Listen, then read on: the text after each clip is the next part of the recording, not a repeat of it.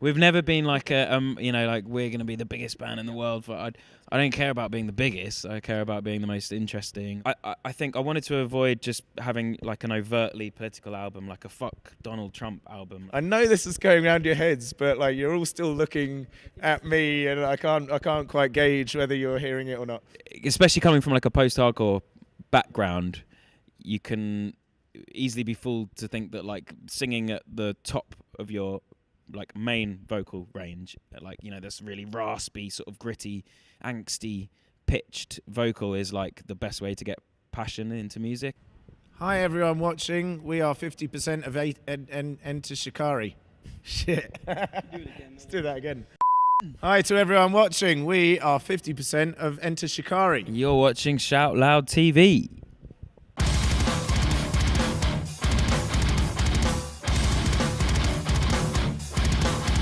Approximately 14,786 hours ago, we were sitting in Cologne with Enter Shikari. This was about a year ago. Now we are back, and my first question is, how has this year been treating you? How has the tour been? That one. It's been good. Next question. It's been really good. The year started off with us going into the studio. With David Costin in Angelic, but where is it? What?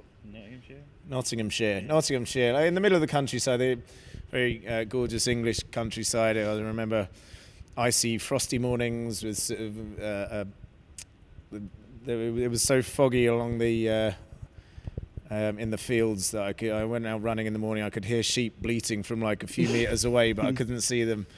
So a good start to the year, and then we worked very hard on the album. We were very pleased with that, and we did a short tour of Take to the Skies album because this year's the 10th anniversary of it. So it was fun doing a lot of reminiscing on that. There was a lot of, sort of nostalgia that came back with doing that, and a lot of the fans of that album really appreciated the shows that we did for it. And then we had a few festivals over the summer, and then dropped our album, The Spark. Right. Available now. Correct. We'll get right back to that album, but first I want to ask, how did the tour for Take to the Skies influence your live show now? Did you have any, like you said, you were reminiscing?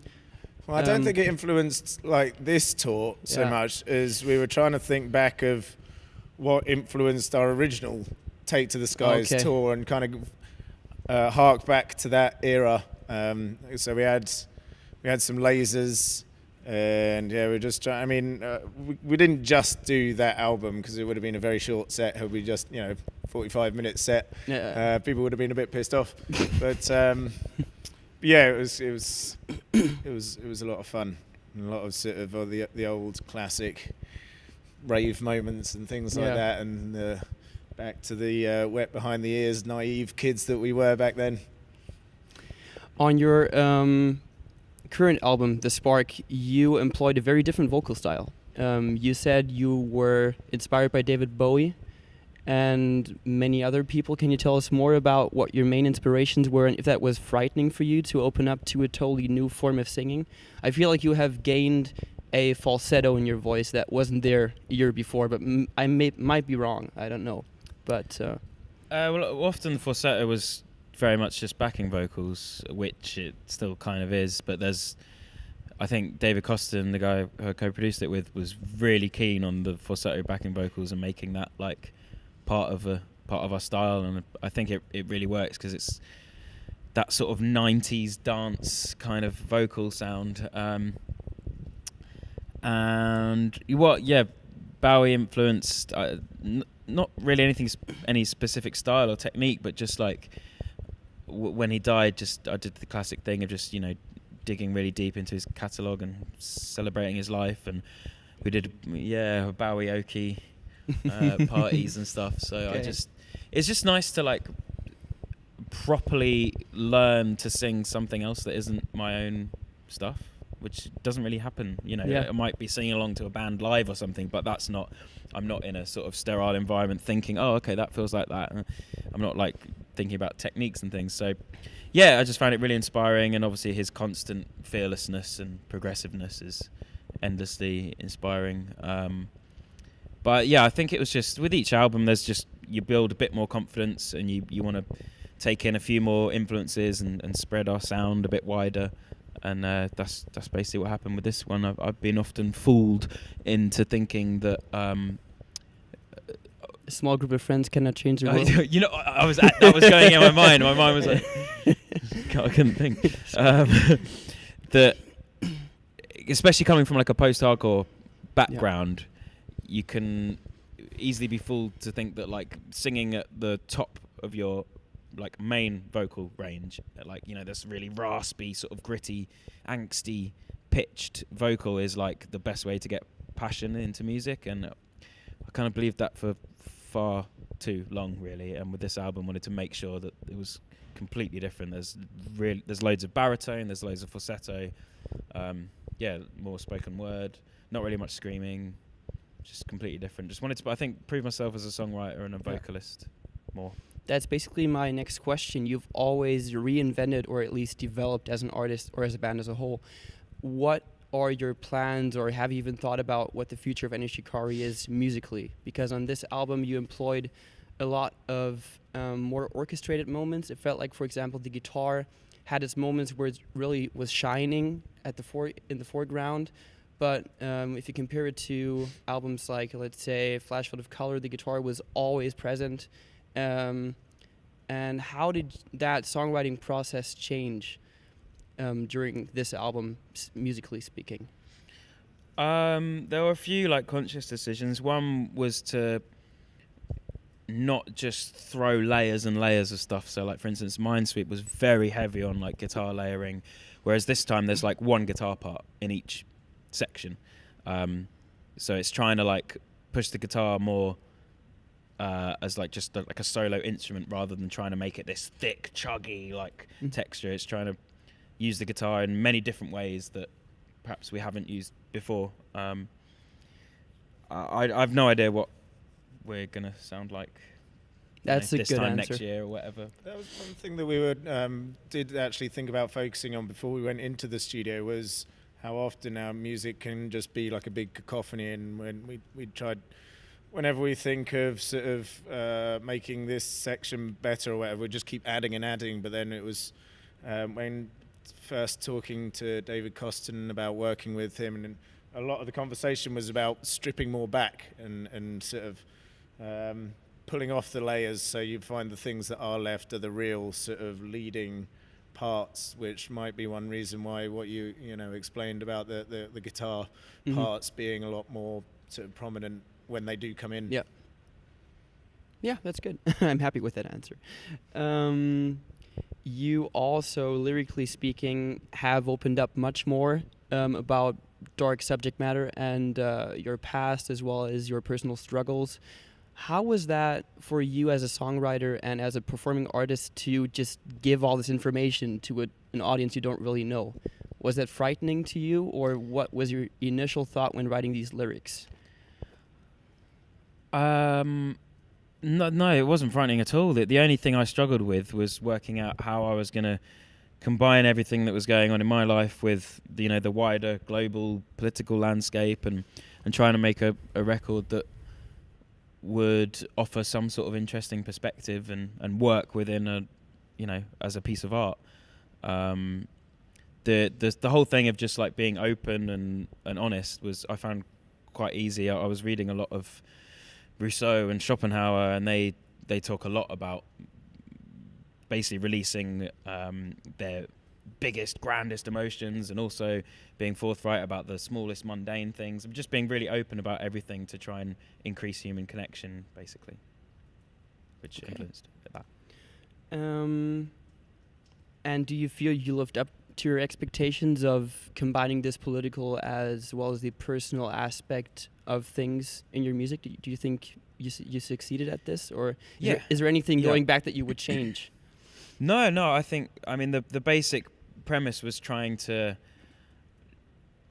I think I wanted to avoid just having like an overtly political album, like a fuck Donald Trump album. Like, obviously we need that music and we need that kind of thing. We've done a lot of that more overt stuff, so I felt like we should offer something different. And so basically what I was trying to do with this album is not be afraid to show human vulnerability, not be afraid to lay yourself bare, show the human condition in all its frailty, and all its natural state, basically, because often in this sort of current sociological landscape, people are sort of, they feel it's not right to sort of show their emotions, and they're told to man up and all that kind of rubbish. And I think that's why you get people like Donald Trump in the world, because he's been sent to military school. He's been sort of, the thought of him showing any sort of vulnerability would have been stamped out very quickly in his family. And I think then you get the people like him who are just like, they're so full of pride, and they're so obviously so weak, and they haven't sort of dealt with these emotions, and they're sort of damaged humans, I think. So we're just trying to do our tiny little bit to stop forming the voice for the voiceless, like so to speak, in my opinion, too. Because when I think about all the social media nowadays and how people like to portray themselves as the strongest people they could possibly be, they sometimes hide their true emotions or their true face. And I think it's very important that people such as you speak out on these issues. One of the songs.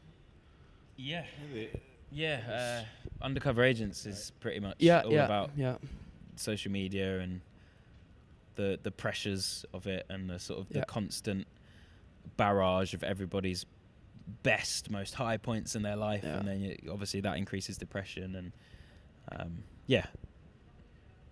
Brilliant. The live setting, finally. I've always admired how you were sort of eccentric with your live production, because you never settled just for the simplest thing possible. For example, on the Flash Flood of Color tour, you had lots of lighting that it was almost like an onslaught, and it almost seemed like too much, in my opinion, personally. And last tour, the Minesweep tour that was here in Cologne too last year, you had the theme of a big screen in the background. And I feel like now you've finally merged these two aspects together very well balanced. And what were your initial thoughts going into the live production for this album and this more somber notion and the themes on this album? I think the our thing with our live show is that we love playing bigger rooms and bigger stages and having the bigger budget to put on more of a show, but at the same time, like everything that we do with the show, we then try to sort of counterbalance the grandness, the scale of them by doing what we can to sort of reach out to the audience. So, for example, whether it's with the content that's on the screens or the lighting production coming out into the audience, or physically us, going out into a second stage in the middle of the room kind of thing. It's always trying to be as much about, well, I suppose, like what a lot of Raoul's lyrics on this album are about the human connection and about us on stage connecting with everyone that's in the audience. So everything that we do with our live shows is all about that, whether it's like the big put your hands in the air sort of dance party moment, or whether it's the a lot more intimate, sort of close, quieter parts of the set. It's all about that connection, really. Do you plan to conquer Europe with quadraphonic sound in the future more often, or is this just we'd love to do it for every show. It's just really when the rooms can take it or not, and if we have the budget for it. Yeah. So we're lucky enough to we could bring them in today. Like I say, we'd love to do it for every show, but it's not always possible, unfortunately. Yeah, it just adds such a big extra asset to the live show. Well, it's good hearing that, because when we're it's on really stage nice. and we look at the people's faces in the audience, you can't tell whether they're hearing it or not. It's like, I know this is going around your heads, but like you're all still looking I think at it's me, more. and I can't quite gauge whether you're hearing it or not. I think it's more But confusing to some people. Right. There's still some people who haven't heard that this is the thing for your shows, so they might be thinking like, where the hell is this coming from? Yeah. I don't know what's going on right now.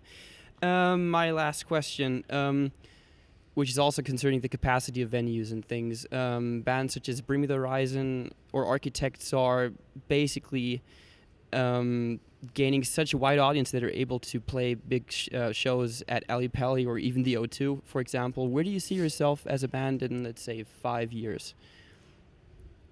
Sorry for the tough question if this is a hard one to answer, but... Yeah, I've no idea. In terms of what venues we're playing. Yeah, do you plan like to keep it at this size, or what are your aspirations? Do you have aspirations? Well, I think that the last two tours we've done have been full arena tours of the UK. Yeah. Which is really big. Yeah, of so course. I think we're ready to do go back down and play more shows in smaller venues. So I think that was one of the really annoying things about the UK tour that's just gone. Like, it was just over like that. It's It was like 1.5 only, weeks. 7-8 shows. Mm. Yeah. And obviously when you're doing venues that big, that's all you can really do. So I think we're going to do like a much more thorough tour of the UK next year. Possibly. I mean, it's not sorted or anything at all yet, but that's kind of what we're thinking. We want to get back out to, down to Cornwall and to Norfolk and up to the Highlands of Scotland and the full breadth of it. Next 5 years, fuck knows. I don't know. Okay, well, thanks for We've the never answer, been though. like like we're going to be the biggest band in Yeah. the world. That's good. I don't care about being the biggest. I care That's good. about being the most interesting, or the, pushing the live scenario forward or something else like that. That's what we think about. And I'm very confident that with your music, you will be one of the shining stars of the coming years. So I think Thank you. there is a bright future ahead for you guys. And this was my last question. So thank you for the interview and have a good show tonight. Awesome. Cheers, Thank man. you very much. Right? Thank you. Thanks. Thank you.